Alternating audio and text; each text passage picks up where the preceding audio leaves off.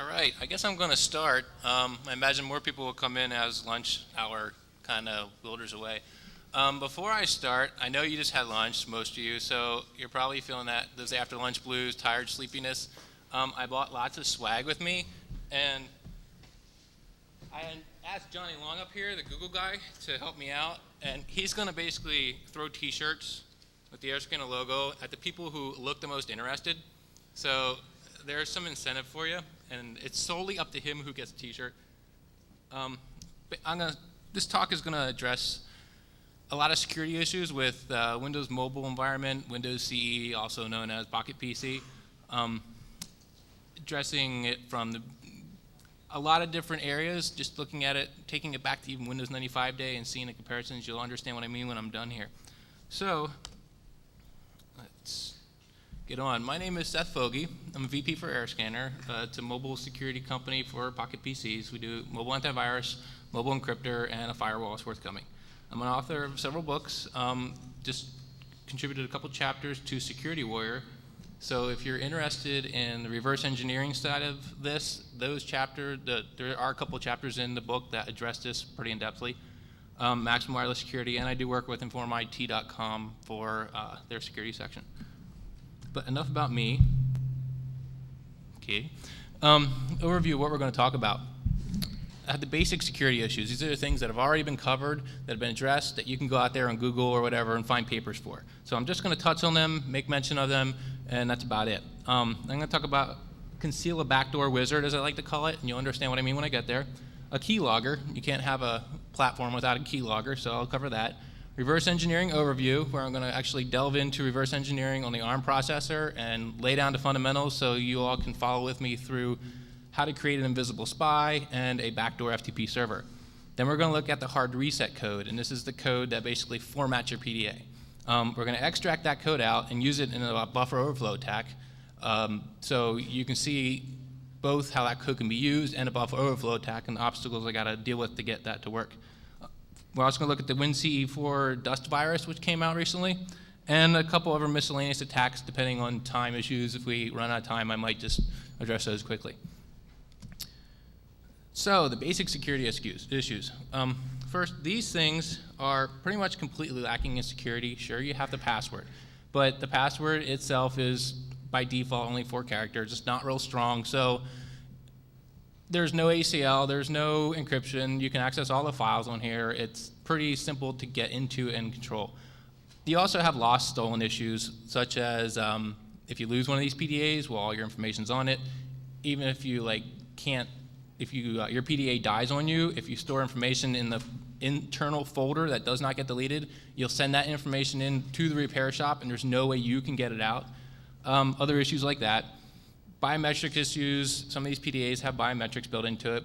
There's papers out there that discuss all the security risks and how biometrics isn't always often as cracked up to be as what people say it is.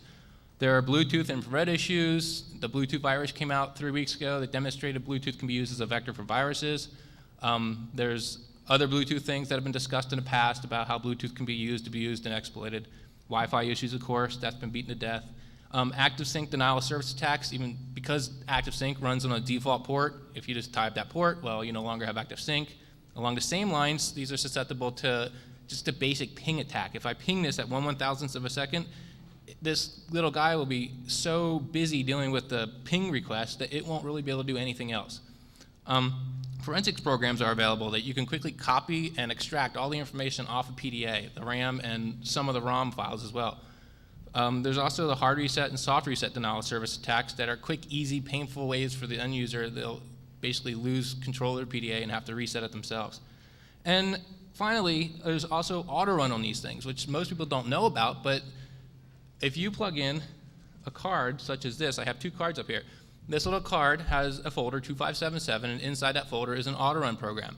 That auto run program is actually just the soft reset program. So when I insert this, as you see, it does an instant soft reset.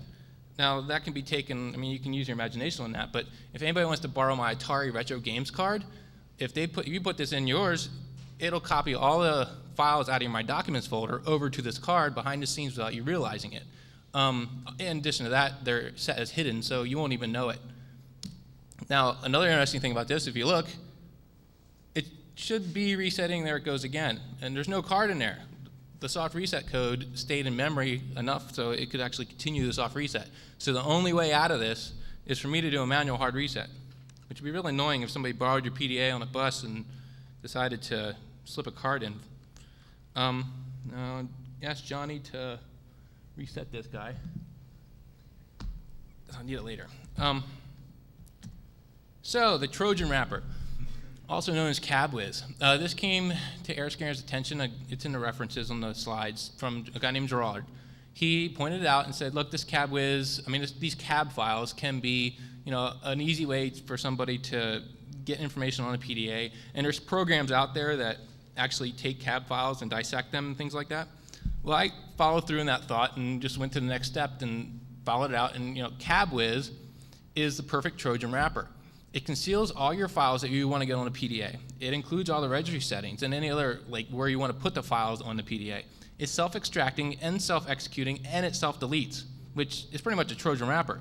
And it's created by Microsoft, so it's guaranteed to work. So you can go to MSDN and figure out how this thing works, but it's the perfect way to conceal a backdoor. That's why I call it, the Conceal Backdoor Wizard, or Conceal Binary Wizard, if I toss that idea around too. So you can go there and figure out how it works, but it's a real simple way. And I brought this up. It's not really technical. It's nothing really advanced about this, but you can see how I would use this to get Trojans, keyloggers, viruses, and other things onto a PDA quite easily. So looks like Johnny's going to do. You going to throw a T-shirt out to somebody? They don't travel very far. I thought about putting rocks in them, but I ran into issues with that before. So the keyboard logger, that big image scrolling on the right side or left side, whatever it is, that's what a keyboard is on a PDA. It's basically nothing but a large bitmap. And with that bitmap is code to define which section of that keyboard is loaded and viewed on the screen. And in addition to that, you have code that's loaded to define an array as far as when you press this point on the keyboard, what letter is it supposed to write to the screen or character is it supposed to write to the screen. And also, it overlays it with an opposite image so it looks like you're pressing the keyboard. It's kind of pretty simple, but all this is packaged up inside a file called msim.dll. It's a core DLL file, so you can't really mess with that file itself. And this file is then configured via registry settings to define how it's going to look, when it's going to be loaded, and the default input method. So the challenges for a keyboard logger are, well, I'm going to have to create my own keyboard. And it's going to have to be installable, and I'm going to have to be able to tweak the registry while I'm installing it to basically knock the other keyboard out and put this one in. So there are also other OS and OEM variations that you might have to think about, such as if you package it up for CE3 and you put it on CE4, it might throw up a little box or something. The creation of this, it wasn't as difficult as I thought it would be, but it still ended up being a little challenging. ProgrammingCE.net includes a sample SIP numerical panel. It includes a code for it. Also, the platform builder, which is a free 120-day download, I believe, includes a sample soft input panel as well. So you have working samples to start with, and you can use that and roll your own keyboard using Better Visual C++ which is also a free download from Microsoft. So essentially, you have your SIP code, and then you just drop in a little tiny bit of code, and this is essentially all you need to do. Now, if you note, we have this file attribute hidden right here, and that means that when the file that you're logging the keystrokes to, it's hidden. So the user of the PDA will not stumble across it, will not realize it's there unless you're using a third-party program. Now, for the registry settings. The default class ID is listed up there, and at that value, under that there's a key called isSipInputMethod. If that's set at 1, it will be included as a keyboard. If set to 0, it won't. So I have to basically use a cab file or something to disable that from a 1 to a 0.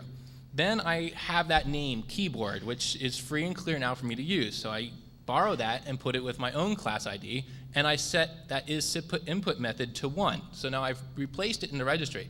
There's also one other registry key you have to change, which is in the one that's listed there. And if I put my class ID in there, that's the default input method that's going to load. So I have a demo, because I like demos. I'm kind of suicidal like that. Here's a nice little screen. You can see what's going on in my PDA. So I'm going to install this little keyboard. And you can see this is with a cab file, and here it is. It's installing the files. That's all you'll see. I can name that keyboard.dll to anything and include it with other programs so you would not know what's going on. But I'm going to now make a new task. Call it Black Hat. How about something for originality? Hit OK. And you saw nothing out of the ordinary. Oh, you know what? I'm sorry, I forgot something here. Because when the thing loads, I'd have to reset it to actually get it loaded. Now you can see my keyboard is actually loaded here. I underlaid it with an AirScanner logo so you can see the difference. So let me do a new one. New and black.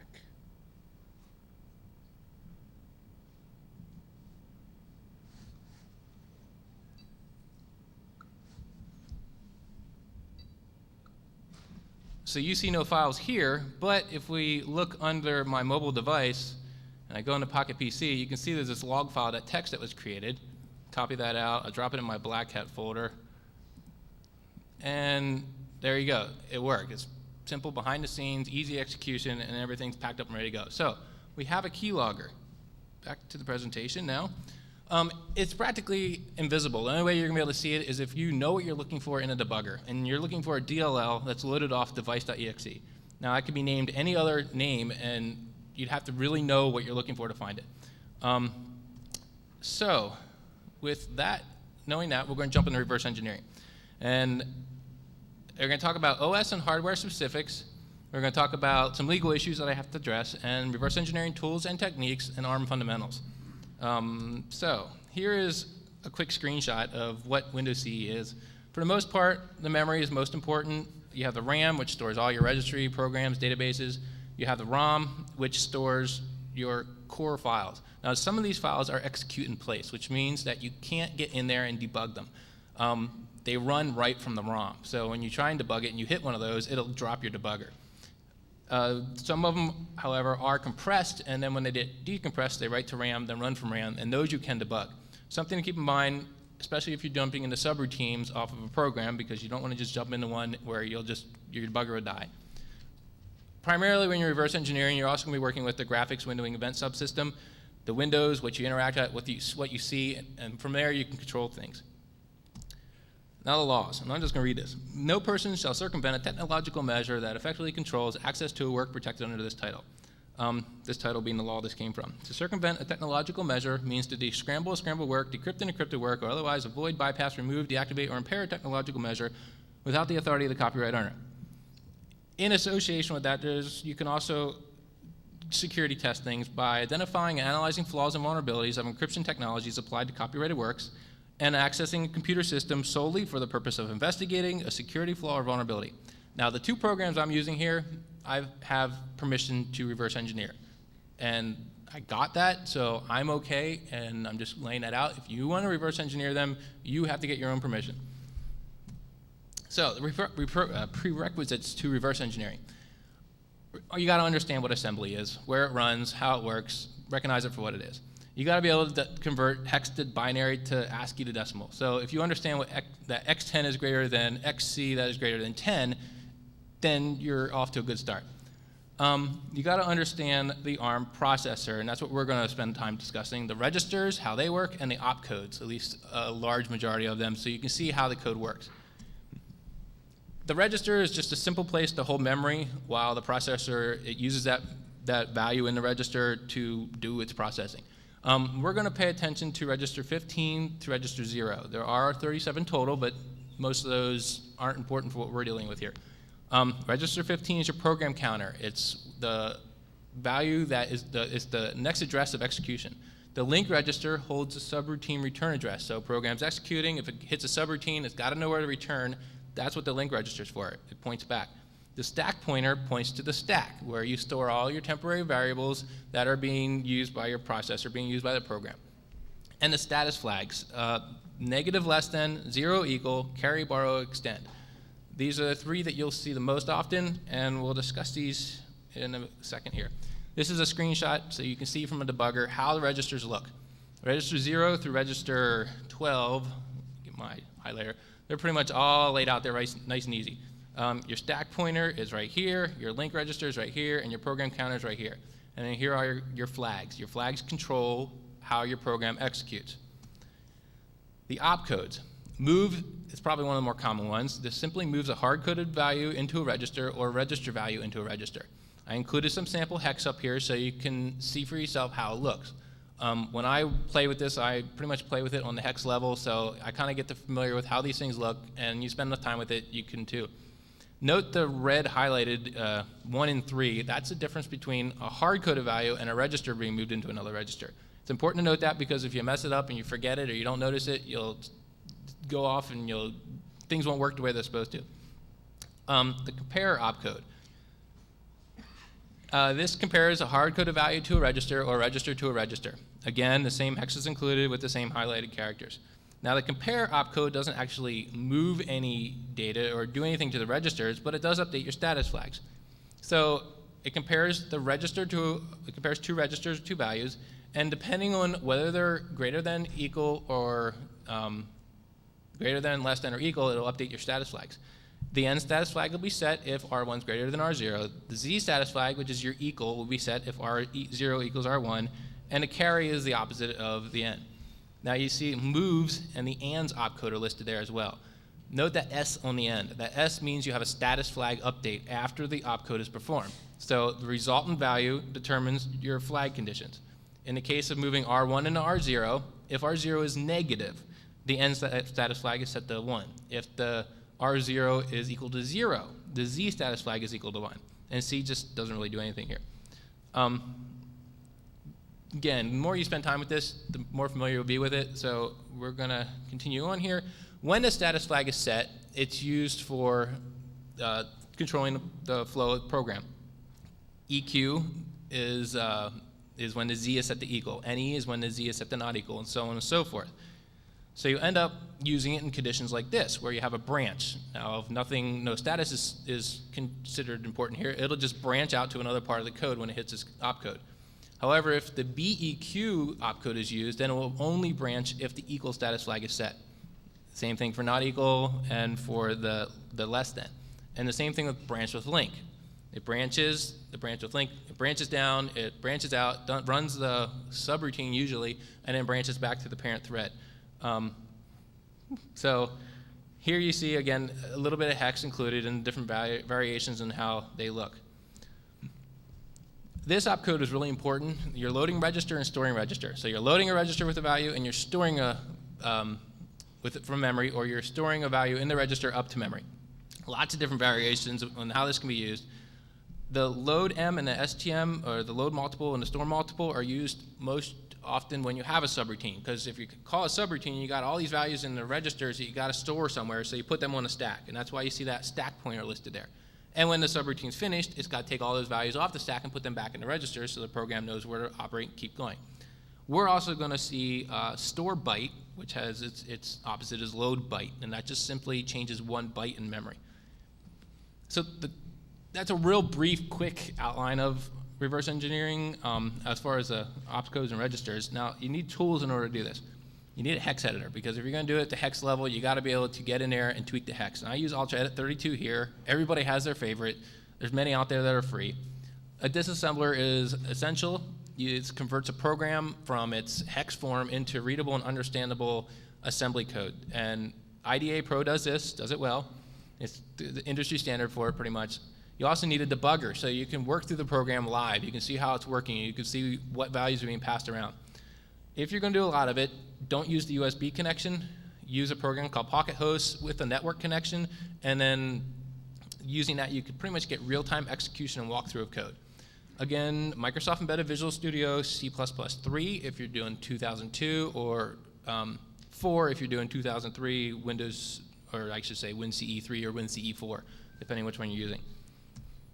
So all this, we're going to talk about the invisible spy. And you already saw me use one program up here so you could see what was going on my screen.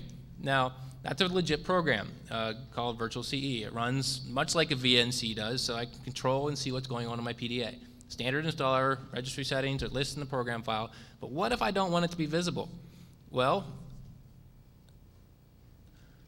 The visible part of this is when the window is created. So when you initiate the program first, it's going to pop up a window. And then that window, you basically adjust your settings and you hit OK. Now, if I don't want it to be visible, well, I need to do something with that create window function. I can't delete it because it is used at other times throughout the program. But here is the create window function, and you can see all the parameters that are passed to it. Now, of interest is the one called DW style, which determines whether the window starts to maximize, minimize, pop up, or visible, or et cetera, goes on. The mode it shows up initially. Now, when you're programming, it's nice to type in WS maximize, but that's not going to show up in IDA. It's not going to recognize that. So you need to look at your header file and see what these values are converted to. And you can see the list right there. And so we're probably looking for something in that list. So the general reverse engineering process goes like this. You got to load it in a disassembler, locate the needed files. There might be some included DLL files you need to link in. Note the names of the functions that you're looking for. Create window is what we're looking for, but you could be looking for a message box if you're looking for a pop-up, or string compare, string length check. And then you find the target and you figure out what's going on. So I have IDA loaded up here. And here's my names window. And I know exactly what I'm looking for, so I've already got it prepared. Here's create window EX, and with an address located right next to it. If I simply double click on that, it takes me right to the location in the program that create window is called from. Now here is a list of all the locations of all the addresses that call create window. I'm just going to start with the first one because I've already done this and I know that's where I need to go. So here is where that function is first called. Now you can see we have our register 2 being loaded with 2 text values. Virtual CE is loaded into R2, and vremote is loaded into R1. Now if I take a look back at my PowerPoint presentation, you can see that here's the class name and here's the window name. So I'm guessing R3 is probably going to hold my style because those 2 values look like they were class names and a window name. Oh, back over to IDA, R3, well, here we go, listed right there. Now, if I compare that to what's on my slides, you can see that that is visible. That's what that value equals. So I know how it's being loaded. So now I can probably follow that through and say, well, I don't want to start this visible, I want to start it minimized. And if I do start it minimized, then you kind of have to do a trial and error here, but essentially, when you start it minimized, it doesn't show up. But it does show up later. And when it shows up is right down here when it shows the window and updates the window. So those 2 values I need to do something with. And in the case of creating the window, I can't just knob it out and forget about it. But I probably could do that here. The only situation is that there is no true NOP on a ARM processor. If x86, people are familiar with that, it's 090 or x90. I plugged that in for grins and giggles one time, and it came up being an unsigned multiple long with status check, and that's about as far from a non-op as you can get. So I need an opcode that does nothing. Move R0 into R0. That moves the value of register into itself. It does absolutely nothing. It doesn't update status. It doesn't really move any values. Ironically, IDA recognized it as an op. So it kind of lets you know you're on the right track. So here's an overview of what I'm going to want to do. I have the minimize right here at this address, and this is the original, and I want to change it to this.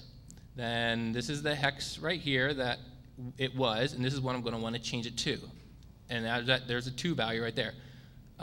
Same thing with show window, except this time I'm going to want to change the hex from this to that. And down here we have the update window, and I want to update the hex from the original to my NOP string, or a NOP command. So to do that, I need a hex editor. And this address right here is where I need to go in my hex editor. You can see at the bottom of IDA, when I go to create window, and right here is where the value is plugged in. Right here is my address. That's the address. It's the absolute address, because if you're not worrying about the original offset, then that's where it's going to be. But it's not the address you're going to look for in a hex editor. That address is right down here, 150C. So I go to my hex editor, and I scroll down to 150C, and this is what I'm looking for. So right there is my opcode.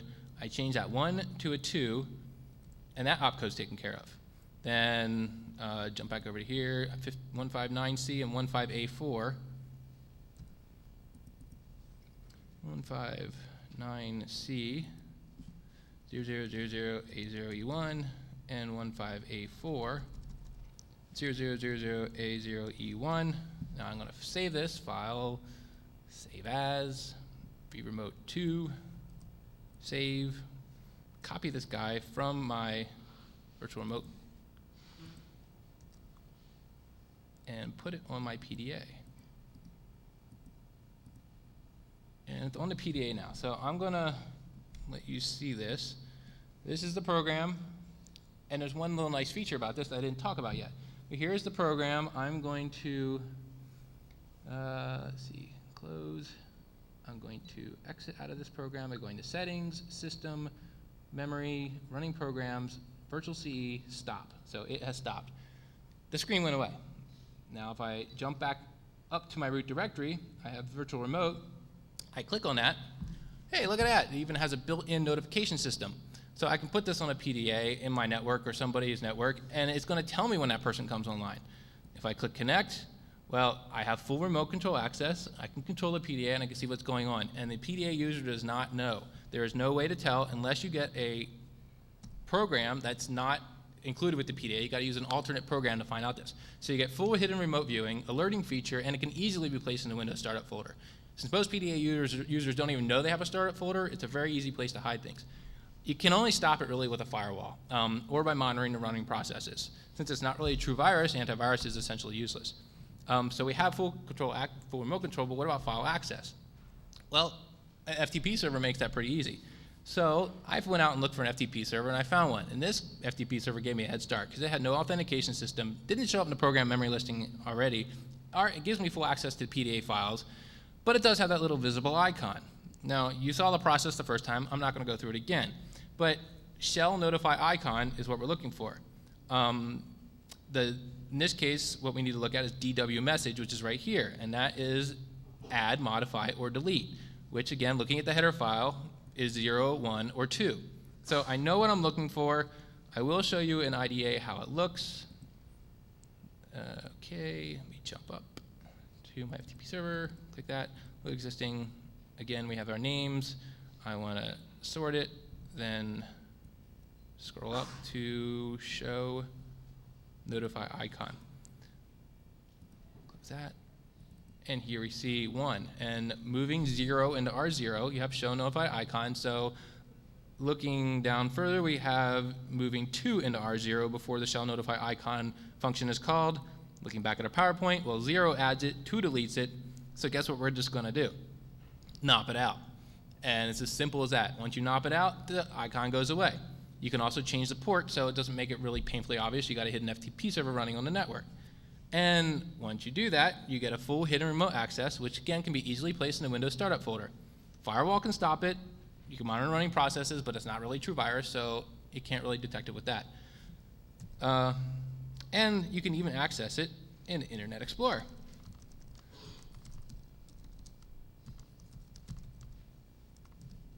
Port 45, enter. So here I have full remote access to all the PDA files. And you can see my SD cards listed right there, and my Windows folder. I mean, whatever you want. The whole thing's there laid out nice for me. So we've got full remote access, full visible access, full remote control, but what about the malicious attacks?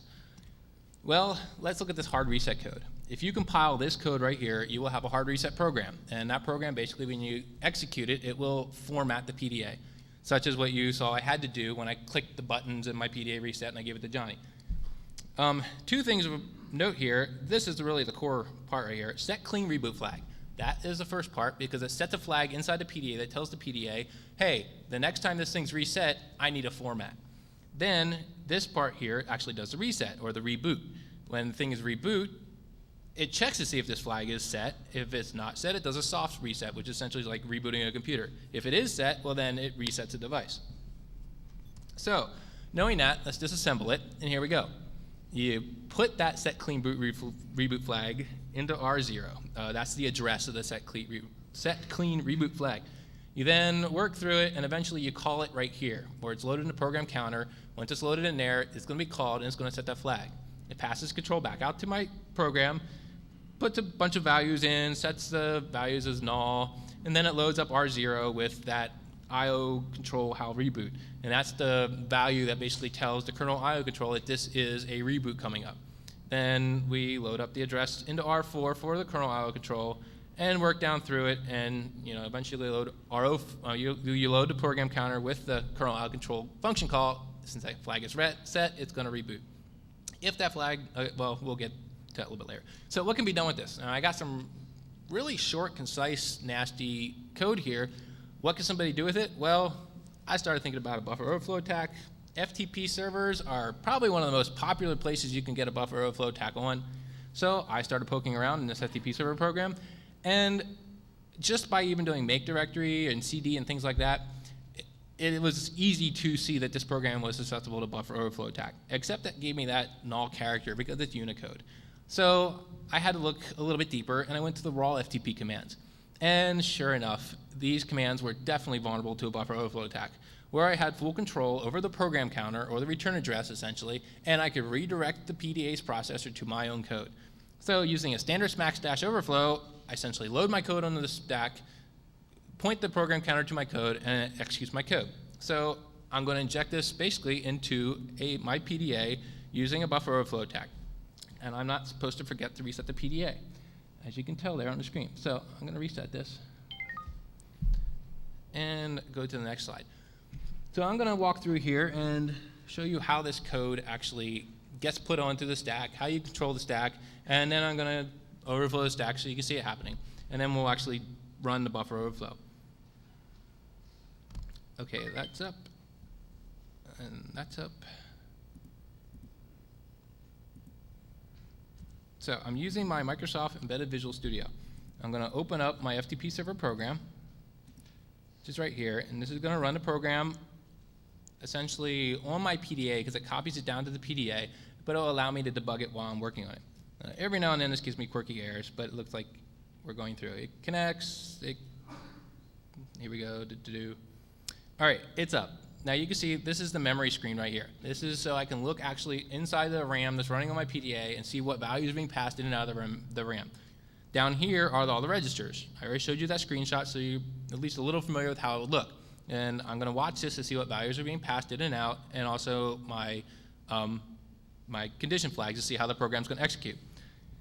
So that said, let me hit F5 here.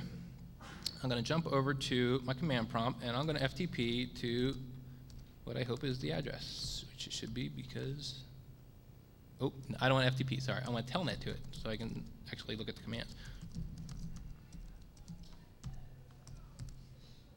Port 21, hit enter. You see my banner pop up right away. Now I'm going to set a breakpoint on my debugger, and I already have this programmed in here because I know what I'm looking for. Hit OK, make sure that is indeed set, and it is. I'm going to hit F5 again, and now I'm going to send this a lot of A's.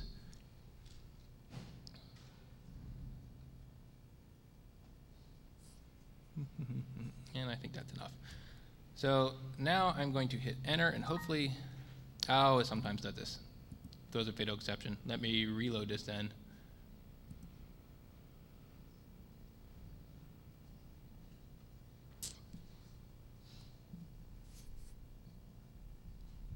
These live demonstrations always have a tendency to do funny things.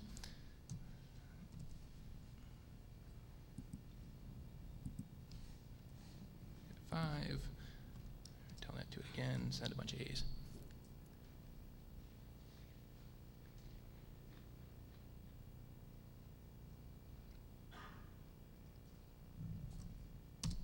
Okay, so now my breakpoint caught it. So what I need to do is look on my stack, and I want to see what happens. And I place my stack address basically I place my stack value, the stack pointer, right up into my address screen, and we're going to walk through this program, and basically I'm going to jump right down to this point in the program. So run the cursor. A bunch of values moved around the register, that's why they're red. Now, if we take this program, and we're at 12 FAC, and I look over here, and I go to 12 F oops, 12 FAC, you see I already labeled out that this is the point where the stack is overwritten. And it's a string copy command. And so we have a copy. It basically occurs, as you'll see, you send it a really large value. The value is passed into the program. The program, for some reason, looks at that value and says, well, this isn't a recognized command. I don't know what this is. It then says command not recognized, and it sends it, puts it on the stack. Then it calls the next function where it's going to send it back to you. Well, when it puts it on the stack, it's overwriting everything on the stack.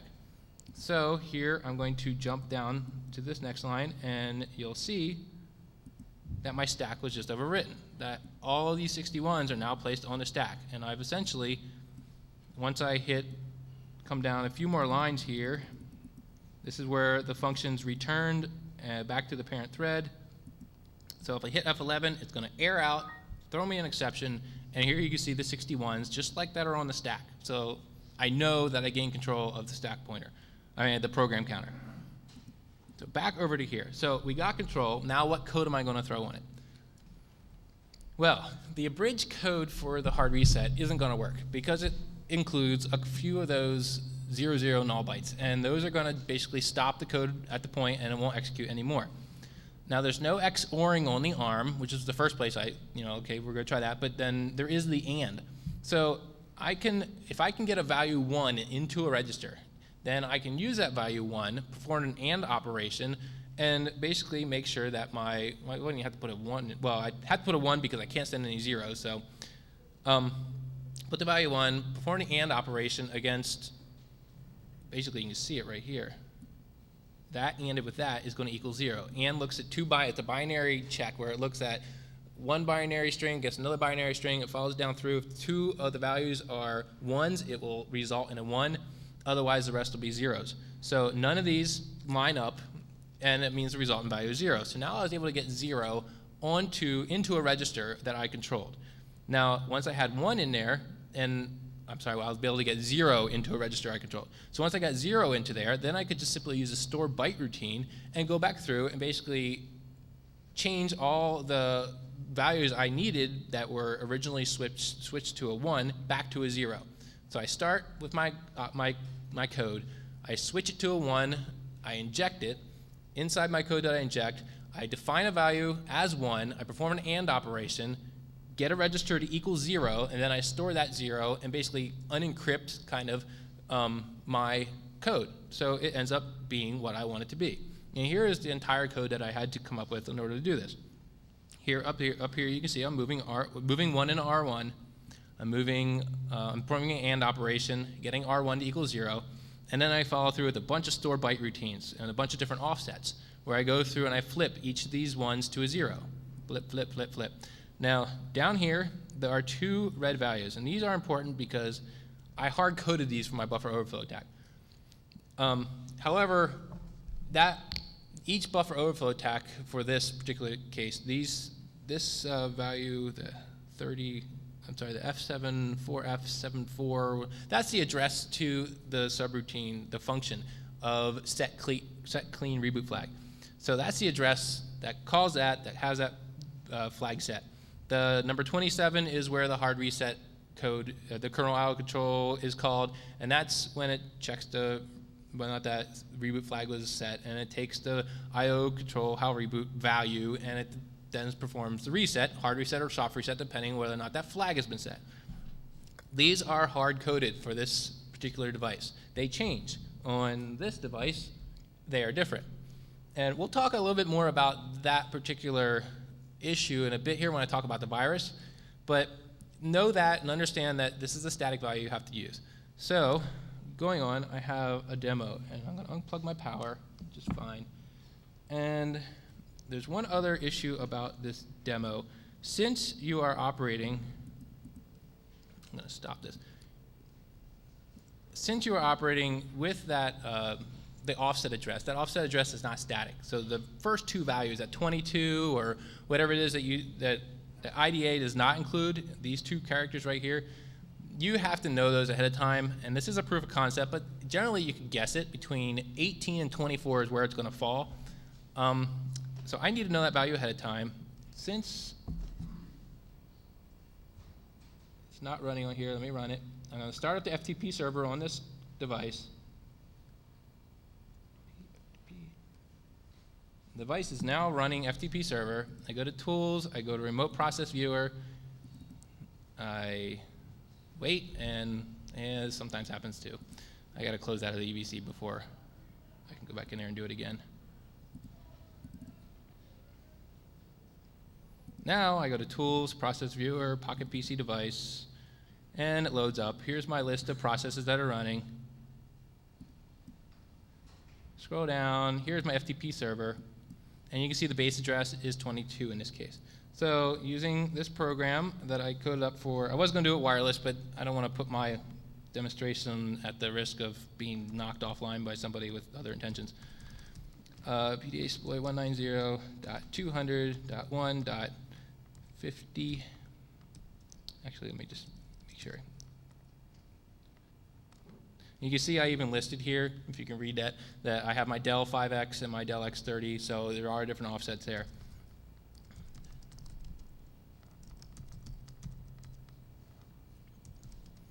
Port 21, the offset in this case I believe was 22. Yes, the offset is 22, and the device is the 5X. So hit 1, and here is do or die time. So this device, upon hitting enter, it should reset. And it's worked every time so far, so I hope it works now. I'm going to hit enter here. You know what? If I typed it right.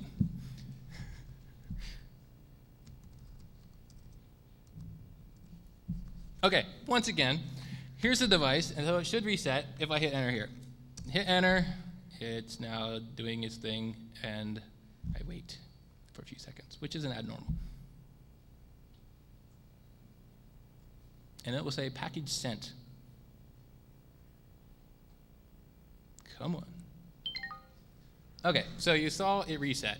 And you're going to hear the proverbial ding, which basically means this device just performed a hard reset. The user of this device would have lost all their data, except for the stuff that's stored on the SD cards. But it would have wiped all the programs out, would have wiped the My Documents folder out, it would have wiped all that out.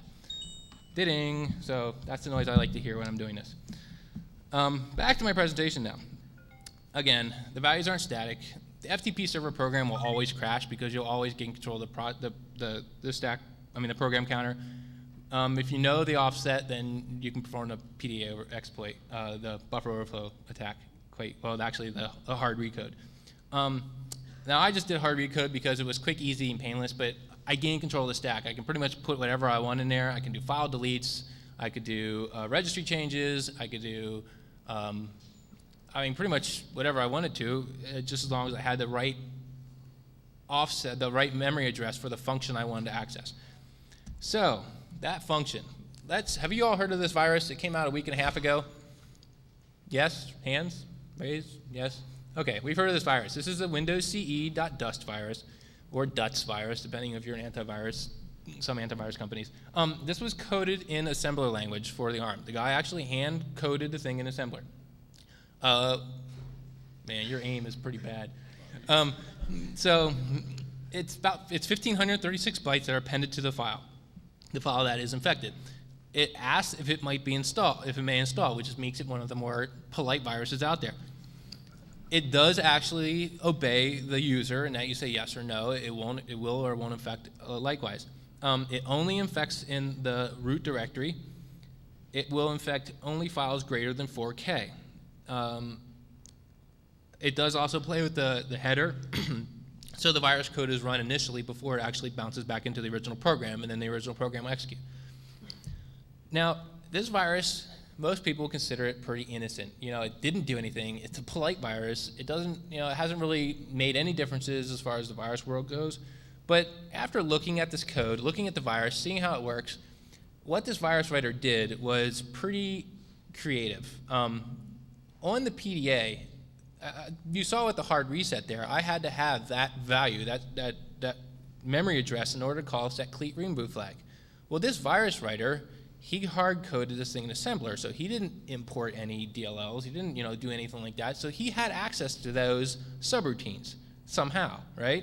So how did he gain control of those subroutines? Well, he came up with this interestingly, he found one value, k data struct, that was it's used in the PDA. Using that value, which is static for all the platforms, all environments for Windows CE, he was able to iterate through all the DLLs, find the address for a DLL, then use the export value, and he was able to he knew what export value he was looking for the functions, and he was able to basically dynamically look through the DLL file, find that function number, link it to an address. So he had access to things like close handle, open handle, malloc, create file for mapping, things like that, message box, just like the screenshot here says. So he had access to all those DLLs. Now, that makes this virus a little bit more important because he basically laid down the foundation to easily, and I mean really easily, create a whole new type of virus for the Windows CE platform that you don't need to know the hard-coded value. It'll figure it out on its own. So he laid out He laid out the foundation to find access to any DLL first, so he can link into any of the DLLs. He also laid out the foundation for dynamic core DLL file access. How am I doing at time here? Okay. With the core DLL is an important file because it is the file that contains all the major functions that you're going to want access to, such as the ones I already read out. But what if you went in there and you wanted to delete a file? Could you gain access to that function? And maybe set clean reboot flag with the kernel out of control, or kill all other threads, or power off system, or access the registry, or delete file. I mean, you name it, it's pretty much available. So I got to reset this guy real quick. You know what, Johnny, I gave you the wrong one, but that's all right. Let me run through this here and reset this guy back up to the screen. So knowing this, I wanted to see what else this virus was capable of. So I went in and I basically tweaked it up a little bit, and I wanted to have a proof of concept. And I mean, this virus was only released last week, so in that time, I was able to easily figure out what was going on, figure out how the file access was taken care of, figure out how the function call access was taken care of, and I altered his code to make it a little bit more of a real proof of concept, which I'm only keeping internal. I'm not sharing with anybody. I'm going to open up VX, or virtual remote again.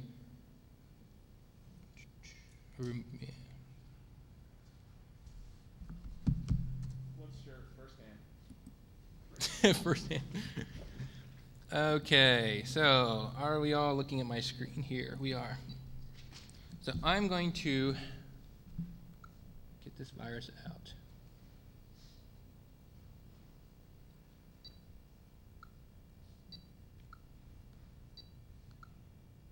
I'm copying out 3 files, an FTP server program, Pocket IRC, which was one of the virus files that he included with the program, and Pocket TTY. Then I'm going to take my copy out to the directory. So I just wanted to see how much I could pack into this virus, and I didn't make the virus any different. I just basically ripped out all his comments and put my own code in. And then in a particular spot in the program, I branched it out to my code and did a couple checks. First, I checked to see if the file was greater than 300K. If it was, then I set the cleat reboot flag. That's all I did. I didn't reset it, I just set that flag. If the file is greater than 100K, well, first if it set that flag, then it bounced back into the program of the virus, runs through the virus routine, infects the files in the other folder, and continues on. I then did another little thing, so it would check if it was greater than 100. And if it was greater than 100K, it would delete the file. So here you can see I have a FTP server program that's not infected, it's 19.5K, Pocket IRC, which falls into that greater 100 category, but less than 300 category, and Pocket TTY, which falls into the greater than 300 category. So when I run this FTP server program, you can see that FTP server was infected, Pocket TTY final was infected, and that 100K was deleted. And this didn't take a whole lot of work, which is why this virus is actually more of a threat than I think people realize. Now, when I said I set the clean reboot flag, what that essentially did is made this a ticking time bomb. Because somebody give me an idea, how often do you reboot your PDA? Like just a regular reboot? Anybody? A couple times a week? well, you're an oddball then, but no, it's really usually a couple times a week. So there's a stagnant period there where the virus would basically throw suspicion off itself. You would run this program, and then a day or two later, you might do a reboot, and when you do the reboot, instead of doing just the simple soft reset, it'll end up doing the hard reset. So here's just two examples of why this virus was actually a pretty big deal. And you should hear that little ding in a second.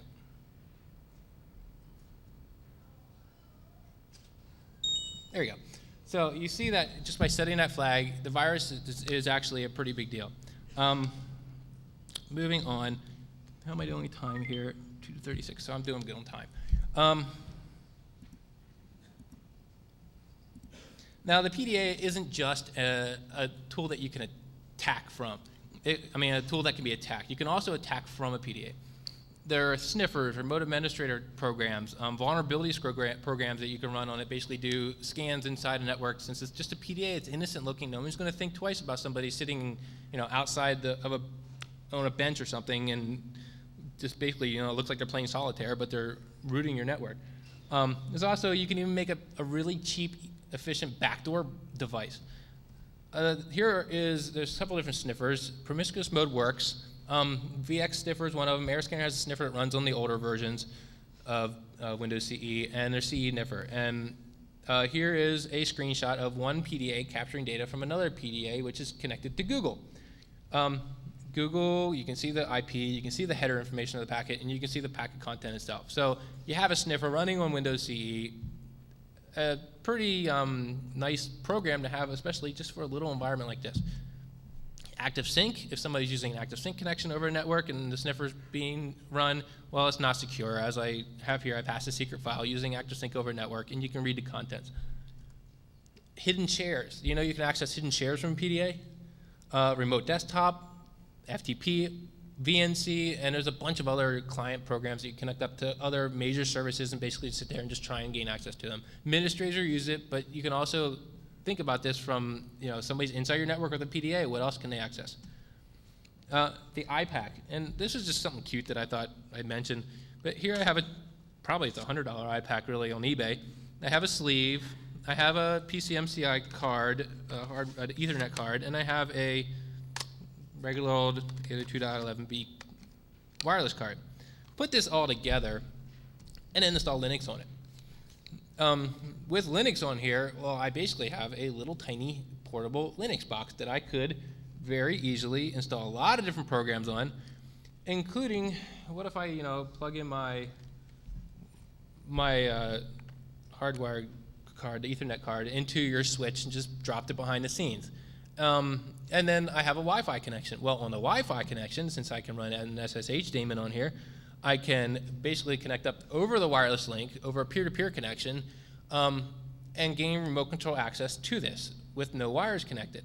So right here I have a really nice instant backdoor. Drop it in, walk away. Most people who are looking for rogue access points aren't looking for rogue peer-to-peer connections. So I can even put WEP on there if I wanted to, but I already got SSH, so no one can see what I'm doing. So I have free, secure, untraceable access. Mmap runs on this, TCP dump runs on this, Kismet runs on this, a lot of other programs run on this little device. It makes it, you wouldn't feel comfortable with somebody putting a Linux box behind your network firewall, would you? So those are the issues, the PDA policies. In order to understand how the device is going to be used, you have to understand what devices are going to be used. So you got to be proactive about it. If you're in charge of a corporation that uses this, understand that people are using it and they're bringing it in. So you got to ask the questions. Who's going to need it? What will they use it for? Where will they use it? Why will they use it? So based on that, how does it need to be protected? A CEO using it for email on the road is going to need a lot of different things there. It's going to need file encryption. It's going to need a secure way to communicate back to the home network. And if it gets lost, it's going to have some kind of built-in protection against lost files as well. So here's basically a short list of what you can do.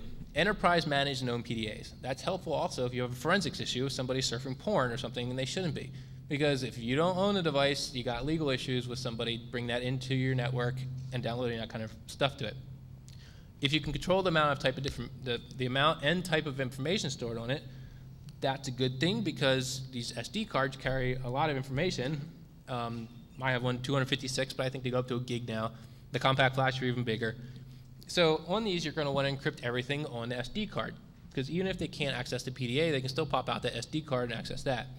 You need a strong password. The default 4-digit password doesn't cut it because it can be brute forced quite easily. However, if you have a data wipe feature that's tied to passwords, if they enter the wrong password 3 times, it basically wipes your PDA. Well, now if you lose the PDA, it's not as much of a security risk because, well, all the information is gone too. All you just lost was $400, $300, whatever. That's an acceptable loss. You know, your corporate payroll accounts or your network settings, your password lists aren't acceptable loss. Encrypt and secure synchronization. All that stuff can be sniffed over a network. It's just like any other device. Use VPN, SSH. All these different options are available to you to secure the PDA and secure the communications. Logging ability. Now, as the PDAs become more powerful, logging is an option. You want to control the logging. You don't want to log everything because you'll kill your PDA and fill it up, but you want to have that ability there for like a firewall or antivirus program. There are firewalls running on that are available for this, and that can help block out a lot of things. It'll basically restrict. It can even, like AirScanner is working on one that detects a denial of service attack. It'll block everything. It'll give you control over what ports you want to open, what ports you don't want to open, things like that. Antivirus. The viruses are still, I mean, really, that was the first virus that came out. So companies just like AirScanner that are offering antivirus programs didn't really have a virus. And inside the code of the virus writer even made mention of that, saying, all right, all you AVers, now you don't have to work with the ECAR sample anymore, which is what we were all using to test our antivirus programs. So now the viruses are out, and I think they're going to become a bigger player. This virus writer has been known to release his source code. He won't release the virus, but he might release the source code. And if he does that, then, well, you can pretty much expect that other people are going to get on that bandwagon. Back up regularly, that's a pretty much no-brainer. If you've ever owned one of these, you're going to know that if you don't back it up, you might lose everything. So, in summary, the PDA, Windows Mobile was not secure. Any questions at this point? Yeah? You said that from model to model that the addresses change. How does this virus, It dynamically figures out what that address is using it systematically searches for core DLL. It knows what the decimal value that used for the export. It searches then the core DLL for that decimal value and finds that memory address that it needs to call that function.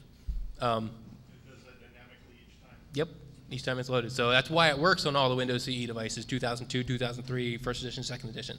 And I think Johnny's going to pass out T-shirts for people who do have questions. Yep.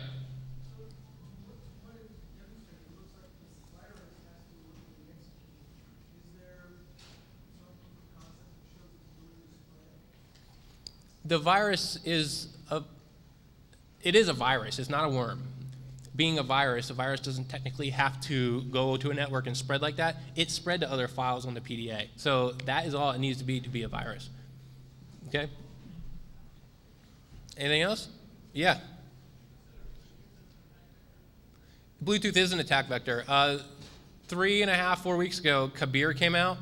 That was a virus well, actually it was a worm that infected the Nokia phone, and it basically looked for Bluetooth.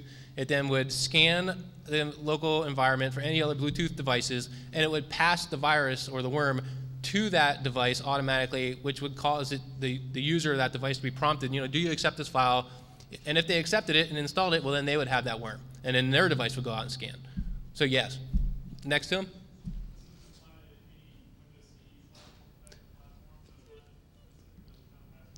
Right.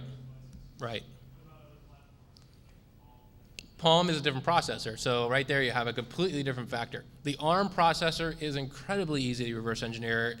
If you want to get into reverse engineering, I recommend it. The Security Warrior book that I talked about, that has it has a pretty lengthy chapter on reverse engineering ARM, and you can see how that works. Follow through it. I have a serial program that I worked through that I talked about last year at DEF CON, and it's all listed in there. It shows you how easy it is to work through it. Oop, yeah.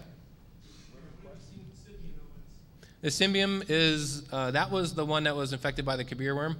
That, again, I think that's still a different processor. I forget what processor that is, to tell you the truth. But this is for ARM. Now, you think about ARM processing. Now, this is Windows CE, but ARM reverse engineering can still, you know, its own digital cameras, its own phones, smartphones coming to the US. It's not, I mean, I don't think it's actually fully blown here, but people are going to start to pick up on that.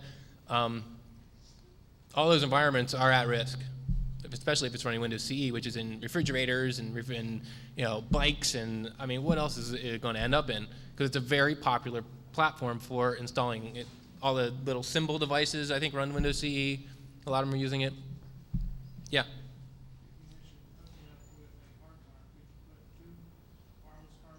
Yes. Yes, you could. Mm-hmm. Yep. Yeah, I mean, these PDAs are mobile attack tools. Anybody else? Yeah.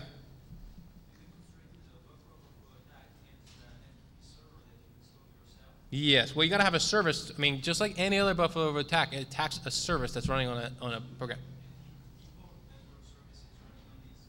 There are nothing at this point wrong with any default.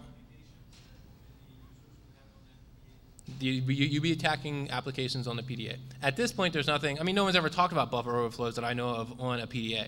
So, I mean, I hope this encourages people to start, you know, looking at those risks and seeing if there is anything there. But at this point, a PDA itself, with no other services, no other programs, to my knowledge, is not attackable via buffer overflow attack. But throw extra services on there, and now you have a problem. Way back? I know Bluefire has one, but it'll cost you. AirScanner, again, it is coming out with one. It's in alpha right now. Of course, me being AirScanner, I'd say just wait for AirScanner, and then it'll be, I think we'll probably end up doing free for home and pay for corporate. Yeah. Do you have the example programs that you were demonstrating online? I have some of the samples on the disk. I am very lenient about what, I mean, I don't have, the FTP server is on the disk. So you could go follow this program through and turn an FTP program into whatever you want. But, you know, there's permissions issues there, there's legal issues there. The guy said I could put it on the disk, though. He's no longer supporting the program, so he's not really worried about it. As far as the virus, I'm not going to release that to anybody. I'm not going to release the client program to anybody, the remote client, because, I mean, it's that guy's software. It's just proprietary information. He just gave me permission to reverse engineer it. Anybody else? Yeah. On the vanilla box, if you were to hard reset, you know, vanilla CE, straight out of the box, and turn on the wireless features, is it offering any services? It doesn't offer any services per se. There are open ports on it. I think 137, 139, the 5679 for ActiveSync, 445 maybe, I think. But there are a few open ports running on it. Yeah? Paraben Forensics is pretty much the key player out there, and they do a good program. They have a really good Palm program too. So I guess that's it. Thank you.